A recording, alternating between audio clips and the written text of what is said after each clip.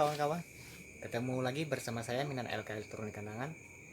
Di kesempatan kali ini saya akan memberikan sebuah informasi kepada teman-teman, yaitu mengenai perbaikan kulkas. Dimana di sini adalah video lanjutan dari video bagian 3 ya.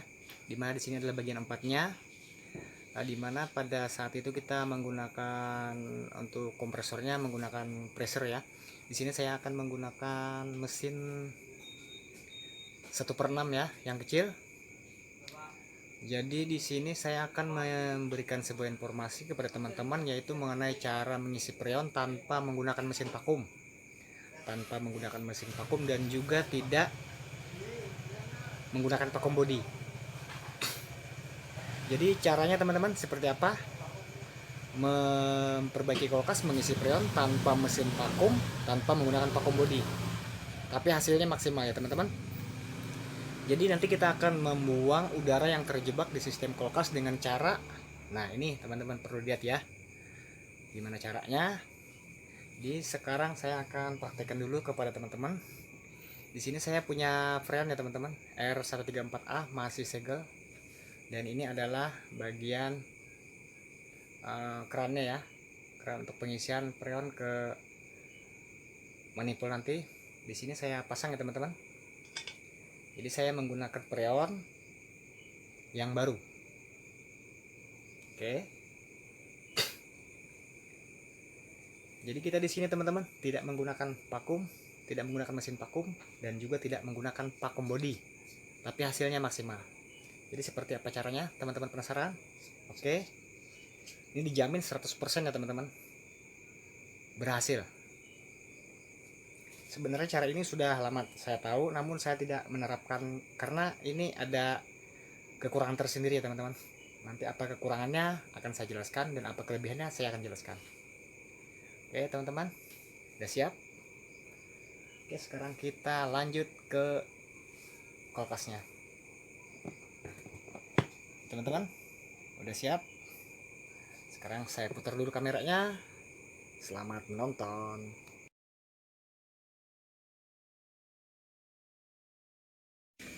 Oke teman-teman, sudah di hadapan manifold ya teman-teman. Sama-sama kita saksikan posisinya 0 psi. Jadi artinya tidak ada freon, tidak ada tekanan sama sekali. Di sini selang manifoldnya. Oke teman-teman, bisa dicek kosong ya, tidak ada freonnya tembus. Oke, sekarang kita hubungkan ke bagian freonnya ya teman-teman. Saya kasih fokus dulu. Oke, udah fokus. Ini freonnya yang masih segel, yang masih baru, kita pasang. Oke, saya pasang dulu.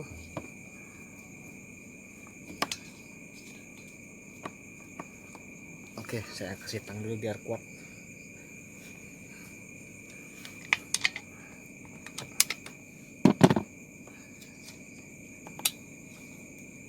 Oke, ini sengaja saya tanpa edit ya teman-teman, biar kita sama-sama tahu. Oke, sekarang kita lihat manifoldnya. Manifoldnya 0 psi, berarti tidak vakum ya teman-teman. Kalau vakum kan biasanya dia minus 30 psi. Saya tidak bisa menggunakan vakum body karena di sini filternya tidak ada cabang ya. Jadi murni tanpa vakum body dan tanpa mesin vakum. 0 psi. Oke, sama-sama kita saksikan. Sekarang kita lakukan eksekusi caranya. Tutup dulu di sini. Tutup dulu keran yang sebelahnya teman-teman. Ini keran pembuangan. Kita buka di sini. Kemudian kita buka freonnya. Oke, kita lihat sama-sama. Mudah-mudahan teman-teman melihat ya. Oke, saya buka dulu freonnya. Oke, saya buka dulu. Oke, ini teman-teman bisa dilihat. Waduh, repot ya teman-teman. Oke, mudah-mudahan teman-teman. Oke, kelihatan ya. Nah, di sini saya buka freonnya. Saya ngisi freon. Isi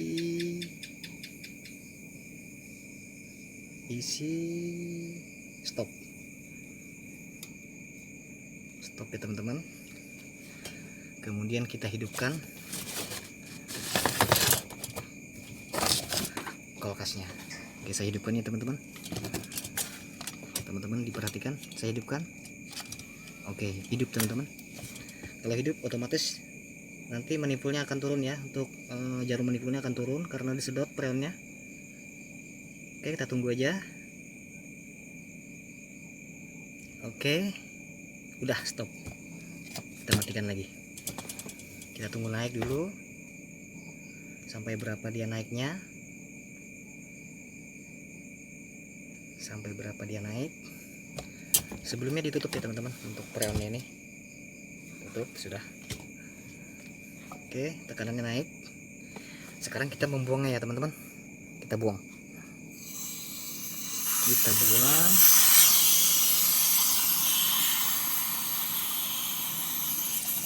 Jangan sampai habis ya teman-teman. Oke, kita tutup lagi. Nah, sekarang tetap di 0 PSI. Padahal sebelumnya kita isi freon sekitar 30 PSI atau 20 PSI. Sekarang freonnya kulkasnya saya hidupkan, kemudian saya matikan, lalu saya buang freonnya. Nah, sekarang kita isi lagi. Kita isi dengan tekanan sesuai dengan isi freon di kulkas. Yaitu saya taruh di sini posisi 60 PSI ya teman-teman. Tunggu dulu. Masih 40 PSI. Oke, saya tutup. Oke, saya tutup. Sepertinya ada bocor di sini. Bocor kayaknya. Oke, teman-teman. Sekarang 60 PSI. Sekarang kita hidupkan lagi kulkasnya. Oke, udah hidup. Jarum manifold akan turun ke arah 0 PSI, menandakan refrigeran disedot oleh kompresor, kemudian disirkulasikan ke kondensor atau ke sistem kulkas. Sekarang kita tunggu aja.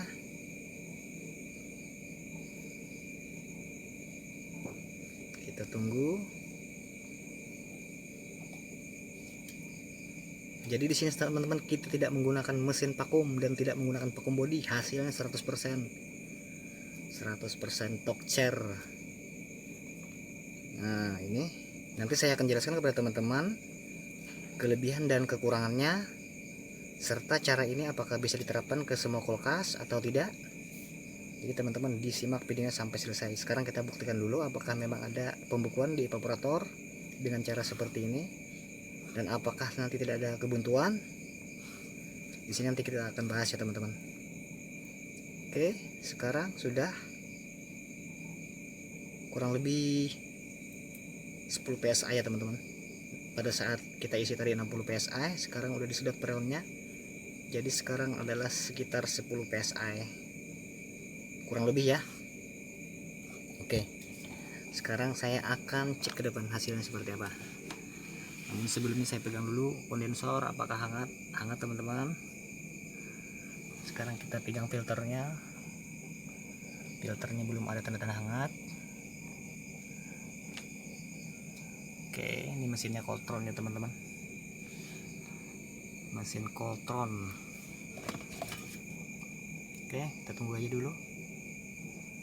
Sebenarnya masih kurang kayaknya ini, tapi nggak apa-apa, kita cek ke depan ya.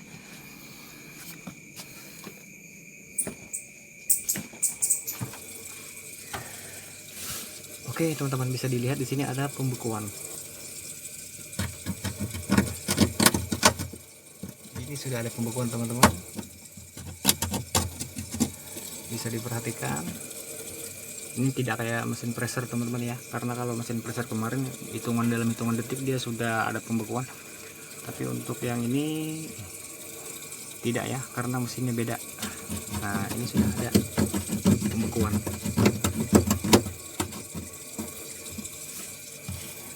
Jadi betul ya teman-teman, udah ada pembekuan, bisa dilihat.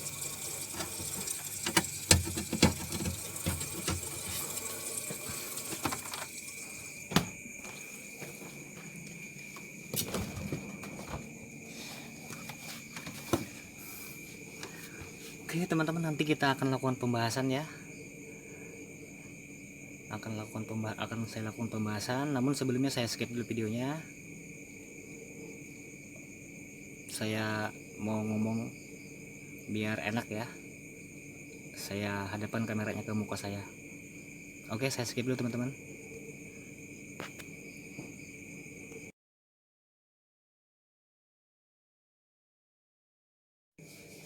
Oke teman-teman, sudah kita lakukan dan berhasil tanpa menggunakan mesin vakum dan tanpa vakum body. Jadi cara ini sebenarnya ya teman-teman, kita mendorong oksigen yang ada di kondensor dengan cara mengisi freon dulu sekitar 30 psi. Kemudian kita hidupkan mesinnya. Setelah hidup mesin, otomatis freon disedotnya ya, dikompresikan ke kondensor. Setelah itu kita matikan. Pada saat kita mematikan, otomatis freon ada di sistem kulkas, yaitu di kondensor, kapiler maupun di evaporator. Jadi selanjutnya kita matikan mesin, kemudian dia tekanan akan naik kembali ya teman-teman. Saat tekanan naik kembali, secara otomatis udara akan tersimpan di kompresor karena udara didorong oleh freon. Jadi pada saat kita membuang keran manifold untuk mengeluarkan freon, secara otomatis freon yang ada di dalam evaporator dan kondensor itu menekan keluar sehingga membuang oksigen yang terjebak di sistem kulkas. Nah, jadi itu ya teman-teman. Jadi sama dengan cara vakum. Artinya vakum ya. Udara yang ada di sistem kulkas semuanya udah dibuang semua dengan dorongan freon dari kondensor dan evaporator. Namun cara ini ya teman-teman untuk diterapkan di kulkas besar seperti kayak freezer bisa-bisa ya. Namun kita kemungkinan akan membuang-buang biaya ya. Karena refrigeran akan terbuang banyak. Karena di freezer itu ada kondensornya beberapa lapis ya untuk di bagian luarnya, dan di bodinya juga ada. Kemudian untuk evaporatornya dia ada 6 rak. Kemudian kompresornya juga besar. Jadi kita untuk mengisi volume freon di sistem kulkas freezer akan banyak membuang freon. Nah, hal ini untuk bisa diterapkan, namun tidak di semua kulkas ya teman-teman. Ini hanya diterapkan di kulkas kecil seperti yang ada di depan ini. Nah, jadi teman-teman bisa melakukannya tanpa mesin vakum dan tanpa vakum body. Hasilnya 100%, udara yang ada di sistem kulkas akan terbuang semua. Itu bisa teman-teman praktekkan sendiri di rumah, bisa teman-teman coba. Jadi teman-teman akan tahu hasilnya apakah memang betul-betul hasilnya maksimal sama dengan cara divakum. Jadi ini kekurangannya cuma satu ya teman-teman, kita membuang freon. Itu yang kekurangannya. Untuk kelebihannya sama dengan kelebihan kita memakum dari luar dengan menggunakan mesin vakum. Nah, jadi itulah teman-teman caranya dan alasannya, kelebihan dan kekurangannya yang saya jelaskan kepada teman-teman. Jadi biar teman-teman paham dan mengerti kenapa bisa kita lakukan tanpa menggunakan mesin vakum dan kemudian tanpa vakum body, tapi hasilnya sama dengan di vakum. Oke teman-teman, nanti kita cek ya hasilnya seperti apa, biar teman-teman melihat hasilnya. Sesudah kita ngomong-ngomong gini, masanya saya sudah dandan rapi-rapi ganteng kayak gini, jadi teman-teman kalau nggak lihat saya rugi. Oke teman-teman, disimak ya sampai selesai.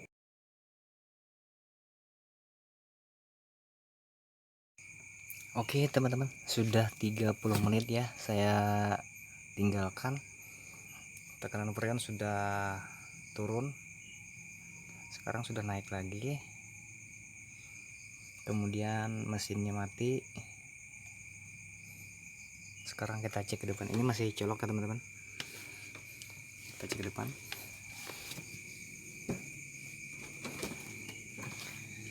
Oke teman-teman, bisa dilihat hasilnya, pembukuannya merata ya teman-teman. Sudah ada saljunya. Ini sudah, nah hidup lagi dia. Oke, sempat protek ya teman-teman, karena dinginnya sudah dicapai. Sekarang dia hidup lagi. Teman-teman dengar? Oke, sekarang sudah berhasil.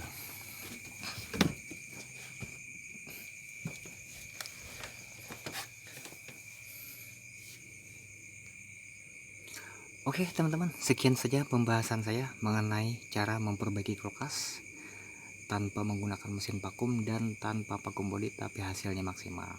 Ketemu lagi di video berikutnya. Jangan lupa like, share, dan subscribe. Salam ya, Service Close Kendan. Bye bye.